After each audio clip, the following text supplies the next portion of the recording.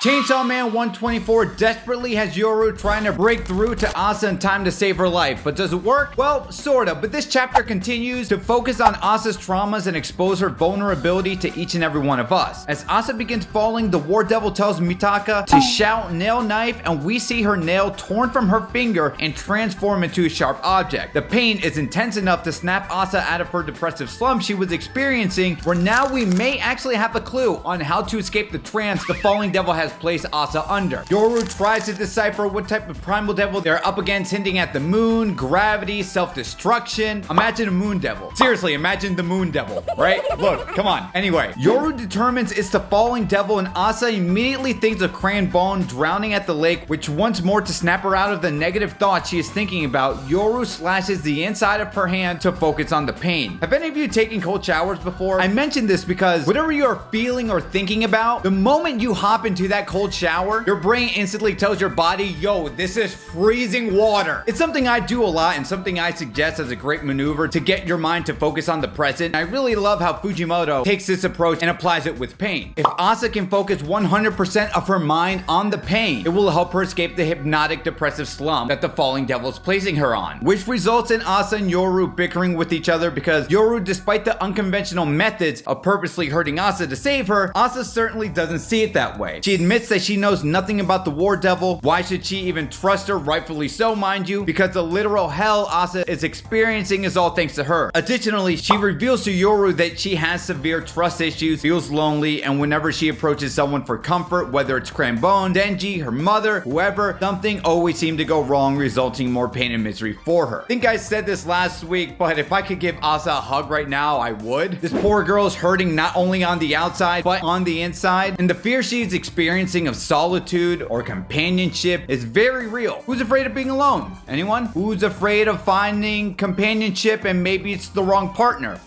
Anyone? Also, do you think we'll see an alone or companionship devil?